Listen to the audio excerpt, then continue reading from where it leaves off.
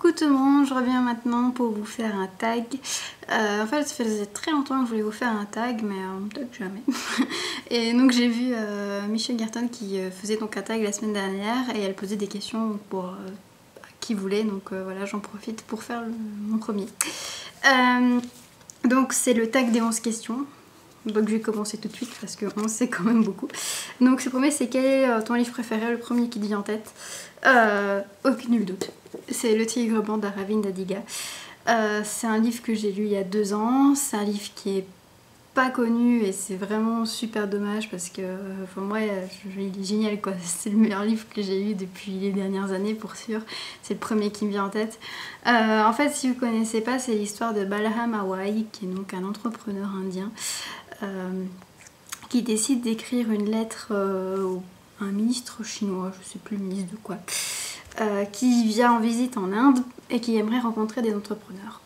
Et donc Balram va commencer à lui raconter sa vie à travers les lettres et enfin voilà, il a un destin mais hors du commun. En fait Balram il est né vraiment super bas dans les castes et il est, ouais c'est ça, il travaille dans un tea shop en fait, donc il est assistant dans un marchand de thé, donc dans une petite ville, donc vraiment très très bas. Et en fait petit à petit il va gravir les échelons et il va et pour cela tout est permis quoi. Voilà, c'est pas le gars génial, super gentil et tout qui va devenir millionnaire ou quoi, comme dans je sais plus, enfin il y a un livre comme ça j'ai l'impression où dans Bollywood on a vraiment le beau côté de l'Inde où on a l'impression que tout est beau là-bas, mais là franchement Aravind Adiga il nous montre vraiment la réalité, que le Gange faut pas s'y baigner dedans parce qu'il y a des morceaux de cadavres, enfin voilà des trucs comme ça où c'est vraiment prenant et que pour survivre ben voilà parfois il faut vraiment faire des sales actes. C'est un peu ça son histoire.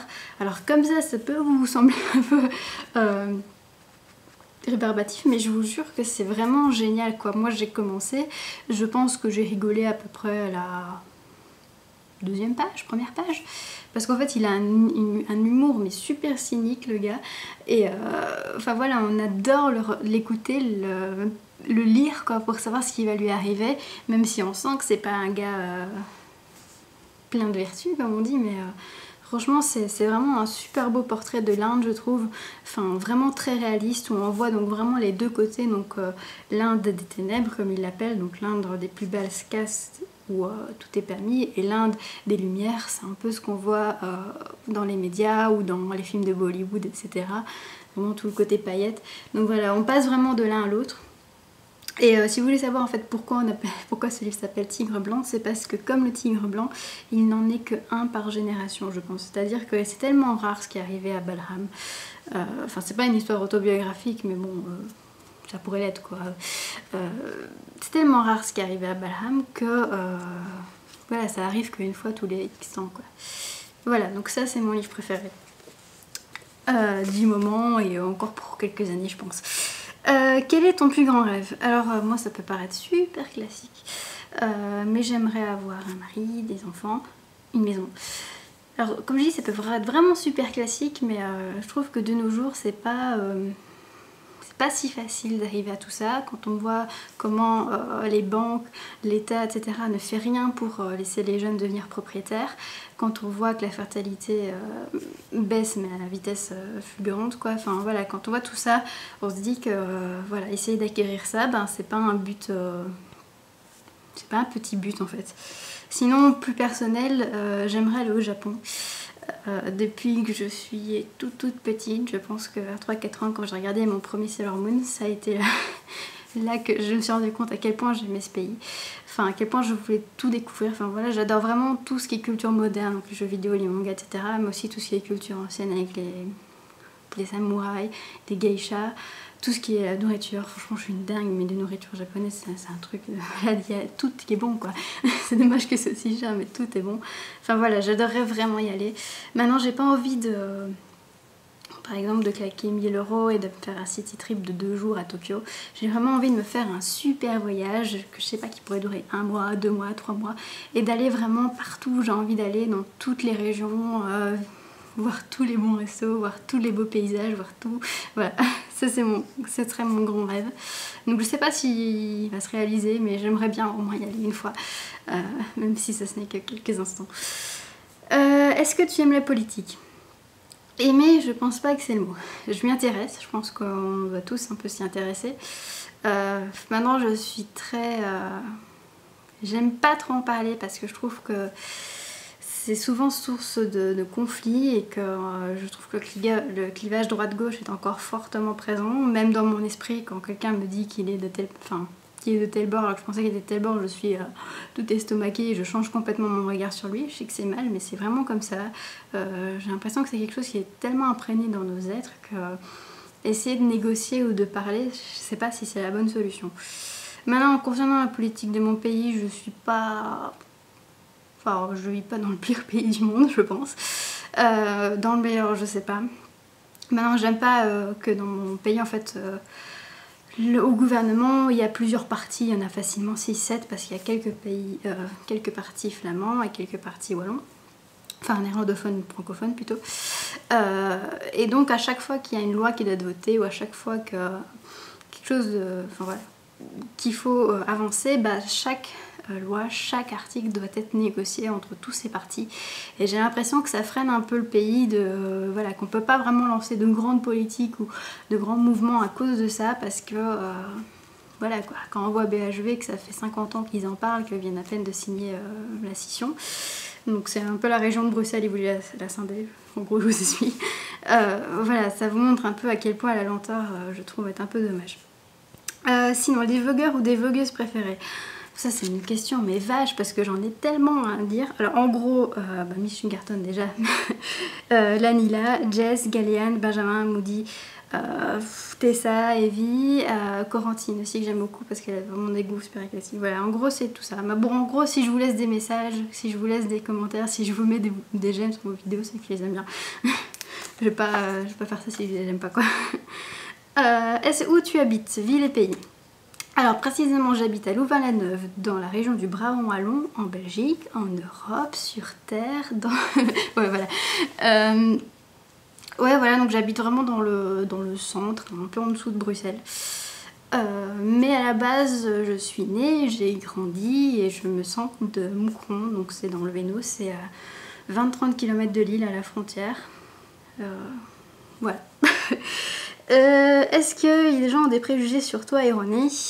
Si oui, lesquels? Alors quand j'étais plus jeune, c'était le cliché de l'intello. C'est ce que mes amis me disaient quand elles me rencontraient la première fois, c'est qu'elles avaient l'impression que j'étais vraiment l'intello de service parce que je réussissais bien à l'école et que donc en gros ma vie se limitait à mes études. Ce qui n'est pas du tout le cas, d'ailleurs j'étais quelqu'un qui réussissait facilement, c'est vrai, à l'école et donc j'avais beaucoup de temps libre, beaucoup plus que maintenant. Et donc voilà, je regardais autant de films qu'elle, je regardais autant de séries, enfin voilà.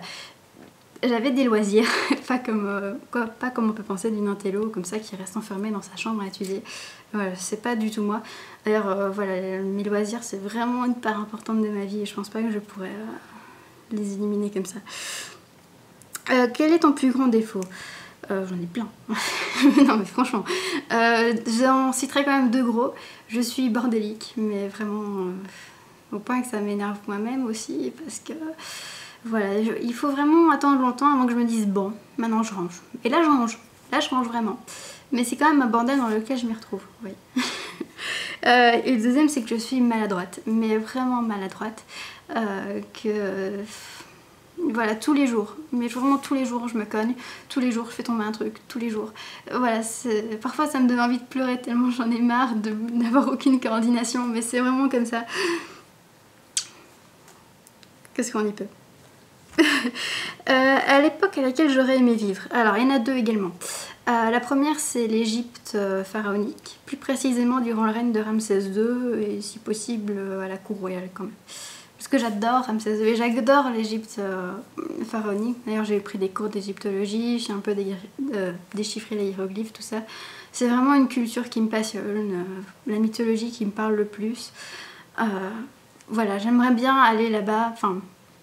aller à cette époque-là et voir comment ils faisaient pour leur culte, comment ils vivaient, enfin voilà, c'est vraiment une époque qui me tient fort à cœur. Et l'autre c'est le 19e siècle, en Europe, je ne sais pas forcément France ou Angleterre. Parce que à chaque fois que j'ai un roman qui se passe durant le 19e siècle ou qui a été écrit durant le 19e siècle, je me sens bien. Parfois je vois les personnages, enfin le caractère des personnages dans ces romans-là et je m'y retrouve et je me dis mais je suis née à la mauvaise époque, c'est pas possible quoi. Voilà. Voilà donc les deux grandes époques pour moi. Alors, 9e question, si tu devais réaliser le film de ta vie, quel genre ce serait et qui jouerait ton rôle? Alors ce serait une comédie je pense. Parce que comme je vous dis, je suis super maladroite. Donc si je prenais toutes les grosses gaffes que j'ai fait dans ma vie, je pense qu'il y a vraiment de quoi faire un film, mais du tonnerre. Par contre, pour jouer mon rôle, j'ai aucune idée. Parce que j'ai des actrices que j'aime bien comme ça, comme Nathalie Portman ou Kate Winslet, mais je les imagine pas du tout dans ce rôle-là. En tout cas, je veux pas Keira Knightley. Voilà, j'aime pas Keira Knightley. C'est comme ça, c'est personnel. Si tu... Ah non, j'ai déjà fait ça. Quelle serait la bande son de ce film? Donc moi je suis une énorme fan de Vanessa Paradis depuis que je suis haute comme 3 pommes. Je connais tous ses albums. J'ai pas encore vu tous ses films, mais voilà, je le préfère en chanteuse, mais bon. Et la chanson qui me fait pleurer à partir de la 3e note environ, que ce soit quand je veux la voir en concert ou quand je l'écoute toute seule, c'est Dis-lui-toi que je t'aime. Donc voilà, je la mets très bien. Et enfin, tu es sur la vlogosphère depuis combien de temps? J'ai commencé en fait le 3 janvier dernier, donc ça fait un peu plus de 6 mois. En fait, ça faisait super longtemps que je voulais m'y mettre. Je regardais tout le temps les vidéos sur YouTube, etc. Mais enfin voilà, j'hésitais. De 1 et de 2, j'avais qu'une petite webcam sur mon laptop là, et la qualité mais vraiment pourrie, le son et l'image ne sont pas... ne vont pas ensemble. Voilà, la qualité de la vidéo est vraiment pas terrible, donc voilà, ça donnait pas du tout envie d'en faire. Et puis à Noël dernier, mes parents m'ont fait donc une caméra digitale sur laquelle je suis en train de filmer. Et donc c'est ça qui m'a fait franchir le pas. Je me suis dit, voilà, c'est peut-être un signe, c'est le moment de s'y mettre. Voilà, c'est tout pour ce tag. Je vais essayer de mettre 11 questions comme ça pour ceux qui veulent. Et je vous souhaite une très bonne soirée, une très bonne journée. Ça dépend quand vous regardez. Salut!